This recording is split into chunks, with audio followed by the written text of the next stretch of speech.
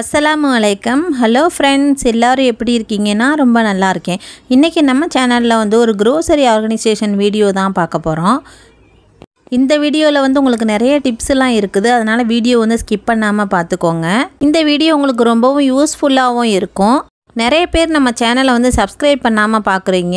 மறக்காமல் சேனலை சப்ஸ்கிரைப் பண்ணிவிட்டு எனக்கு சப்போர்ட் பண்ணுங்கள். Keep supporting me. இப்போ நான் ஓப்பன் பண்ணி காமிக்கிற க்ரோசரி பாக்ஸ் எல்லாமே நான் இப்போ ரீசெண்டாக மீஷோலேருந்து தான் பர்ச்சேஸ் பண்ணியிருந்தேன். ஆல்ரெடி என்கிட்ட 12 பாக்ஸ் இருக்குது.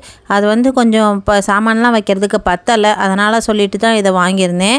இப்போ நம்ம ஆன்லைனில் எந்த பொருள் வாங்கினாலுமே ஃபஸ்ட்டு அதை வாஷ் பண்ணி காய வச்சுட்டு அப்புறம் தான் யூஸ் பண்ணணும்.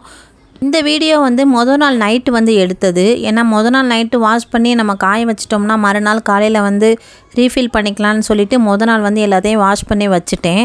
இது பார்த்திங்கன்னா 500 சம்திங் தான் வந்துச்சு இந்த 12 பாக்ஸுமே.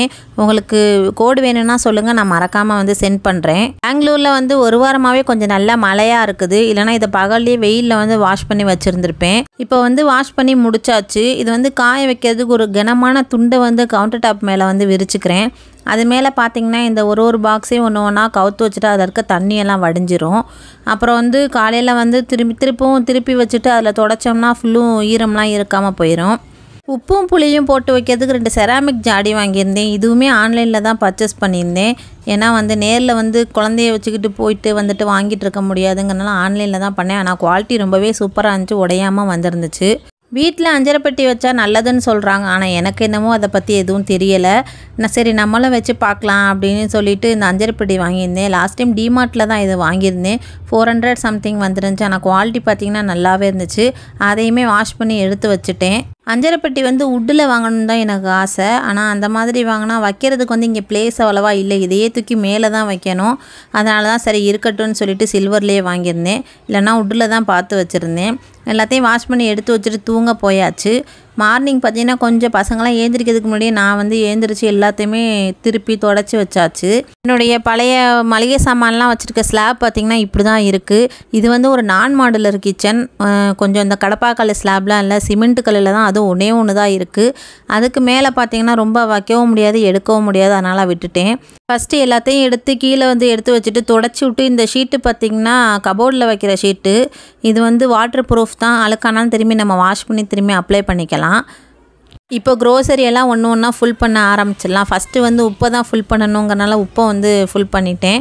அந்த எந்த ஒரு பொருளுமே அதாவது இருக்கிற இடத்துல இருந்தால் தான் மதிப்புன்னு சொல்லுவாங்க. அந்த மாதிரி உப்பை அந்த செராமிக் ஜாடியில் கொட்டினோன்னே ரொம்பவே நல்லா இருந்துச்சு. பார்க்குறதுக்கும் நீட்டாக இருக்க மாதிரி ஒரு ஃபீலிங் இருந்துச்சு. அதுக்கு அடுத்து பார்த்திங்கன்னா அஞ்சரை பெட்டியில் எல்லாத்தையும் ஃபுல் பண்ண ஆரம்பிச்சிடலாம். நான் பட்டை, கிராம்பு, ஏலக்காய் எல்லாத்தையுமே ஒரே பாக்ஸில் போட்டு வச்சுருந்தேன். இப்போ சரி செப்பரேட்டாக வைக்கலான்னா அதுக்கே ஒரு டைம் ஆகும் போல். அதனால் இப்போதைக்கு கொஞ்சமாக இருக்கட்டும்னு சொல்லிவிட்டு அதிலேயே ஒரு பாட்டிலில் மட்டும் போட்டு வச்சுட்டேன். மற்றபடி கடுகு, சீரகம், மிளகு, வெந்தயம் இதெல்லாம் ஒரு இதுலேயும் போட்டு வச்சுட்டேன். இந்த கண்டெய்னருமே புதுசு தான். இது டிமார்ட்டில் ரொம்ப நாளுக்கு முன்னாடி வாங்கி வச்சுருந்தது. சரி வீடியோ எடுக்கிறதுங்கிறதுக்காக ஃபுல் பண்ணாமையே வச்சுருந்தேன். அதை ஆல்ரெடி வாஷ் பண்ணி வச்சுருந்தேன். இப்போ ஃபுல் பண்ணியாச்சு. இதுவுமே பார்க்குறதுக்கு ரொம்ப நீட்டாக அழகாக இருந்துச்சு. இப்போ நம்ம கழுவி காய வச்சுருக்க கண்டெய்னர் ஒன்றுலேயே நம்ம ஃபுல் பண்ணி வச்சிடலாம். எனக்கு இந்த மளிகை சாமான்லாம் டப்பா ஃபுல்லும் இருந்தால் தான் பார்க்குறதுக்கே ரொம்ப நீட்டாக இருக்க மாதிரியும் மனசுக்கும் திருப்தியாக இருக்க மாதிரி இருக்கும். அதனால் ஒரு பொருள் குறைஞ்சாலுமே அப்பப்போ எடுத்து வாஷ் பண்ணி ஃபுல் பண்ணி வச்சுருவேன். இப்போ இந்த வீடியோ எடுக்கணும் அப்படிங்கிறதுக்காக தான் எதையுமே வாஷ் பண்ணாமல் அப்படியே எடுத்து வச்சுருந்தேன். வரமிளகாயை மட்டும் தோலை எடுத்துட்டு போட்டால் அது ரொம்ப நாளைக்கு வரும் அப்படின்னு சொல்லுவாங்க. ஆனால் காஷ்மீரி மிளகா எப்படி போடணும்னு எனக்கு தெரியல. உங்களுக்கு தெரிஞ்சால் மறக்காமல் கமெண்டில் சொல்லுங்கள். இப்போ ரீசன்ட் டைமாக பாப்பா வேறு எதுனா ஒன்று பண்ணுறா சமையல். அதனால் இப்போ நம்மளுக்குன்னா எல்லாம் தெரியும், எதுவும் எழுதி ஒட்ட வேண்டிய தேவையில்லை. பாப்பா சமையல் பண்ணுறதுனால அவளுக்கு தெரியணும் அப்படிங்கிறதுக்காக ஒன்று எழுதி ஒட்டியிருக்கிறேன். ஆனால் அந்த ஸ்டிக்கர் ஒட்டினோடனே டப்பாவுக்கே ஒரு அழகு வந்துருச்சு. எல்லாத்தையும் எடுத்து ஒரு வழியாக அடுக்கி வச்சாச்சு. ஒரு பேட்சை ஃபுல் பண்ணி வச்சாச்சு. உப்பு ஜாடியை மட்டும் கிச்சன் கார்னரில் வைக்கிற ஸ்டாண்டில் அடியில் வச்சு பார்த்தேன். ஆனால் அதை வைக்க முடியல. ஏன்னா மேலே ஆயில் பாட்டில்லாம் வைக்கிறனால கீழே வச்சு பார்த்தேன். அது ரொம்ப எடுக்க சிரமமாக இருக்கும் போல் தோணுச்சு. அப்புறம் ஆல்ரெடி என்கிட்ட ஒரு ட்ரே மாதிரி இருந்துச்சு. அதுக்குள்ளே ஆயில் பாட்டெல்லாம் வச்சுட்டு மேலே உப்பும் புளியும் வச்சு விட்டு கீழே சுகர் பாக்ஸும் டீ பாக்ஸும் வச்சு விட்டேன். பார்க்குறதுக்கே ரொம்பவே நீட்டாக இருந்துச்சு. மீதியெல்லாம் தூக்கி ஒரு ஓரமாக இருக்குது, எப்படா இந்த வேலையை பண்ணி முடிப்போம் அப்படின்னு இருந்துச்சு. இந்த 4 பாக்ஸும் டிமார்ட்டில் 99 ருபீஸ்க்கு வாங்கியிருந்தேன். ஆல்ரெடி இதையுமே வாஷ் பண்ணி வச்சுருந்தேன். இதில் எல்லாம் நட்ஸு போட்டு வச்சிடலாம் அப்படின்னு சொல்லிட்டு நான் வந்து நட்ஸு எல்லாத்தையுமே ஃப்ரிட்ஜில் தான் ஸ்டோர் பண்ணி வச்சுருந்தேன். ஆனால் அப்படி வைக்கும்போது வீட்டில் இருக்கவங்களுக்கு இருக்குதா இல்லையான்னு கூட தெரிய மாட்டேங்குது. வெளியில் இந்த மாதிரி வச்சா எடுத்து அப்பப்போ சாப்பிட்டுக்குவாங்களே. மெயின் வந்து ஷயானுக்கு வந்து டெய்லி ஒரு 5-6 பாதாம் வந்து கொடுத்துருவேன். அதுக்காக வாஷ் பண்ணி ஃபுல் பண்ணி வெளியிலேயே வச்சாச்சு. அடுத்து மாற்றி வச்ச கண்டெய்னரெல்லாம் எல்லாத்தையுமே வாஷ் பண்ணுறதுக்கு வச்சாச்சு. திரும்பி அதை வாஷ் பண்ணி காய வச்சதுக்கப்புறம் தான் திரும்பவும் வந்து ஃபுல் பண்ணணும். அதை வந்து வாஷ் பண்ணி வச்சுட்டா ஈவினிங் வந்து ஃபுல் பண்ணிக்கலாம்னு சொல்லிட்டு எல்லாமே வாஷ் பண்ணி வச்சுட்டேன். ஈவினிங் ஒரு 5 மணிக்கு மேலே தான் கிச்சனுக்குள்ளேயே வந்து மறுபடியும் காலையில் பார்த்த ரொட்டீனை வந்து ஸ்டார்ட் பண்ணியாச்சு. மறுபடியும் அந்த பாக்ஸ் எல்லாம் திருப்பி தொடச்சி கிடச்சி ரீஃபில் பண்ண ஆரம்பிச்சிட்டேன். எல்லாத்தையும் ஒரே நேரத்தில் எடுத்து போட்டு நம்ம பண்ணோம்னா நம்மளுக்கு வேலையும் பண்ணவும் முடியாது, ஒன்றும் புரியவும் செய்யாது. அதுக்காக நம்ம வந்து 2 பேட்சாக பிரித்து நம்ம பண்ணோம்னா அந்த வேலை வந்து சீக்கிரமாக முடிஞ்சிடும். நம்மளுக்கு ஒரு டயர்டு இருக்கிற மாதிரி இருக்காது. அதனால தான் வேலையை வந்து நான் 2ஆக பிரிச்சுக்கிட்டேன். ஏன்னு கேட்டிங்கன்னா பையன் வேறு இருக்கான், சின்ன குழந்தை, அவனே அப்பப்போ பார்க்கணும்.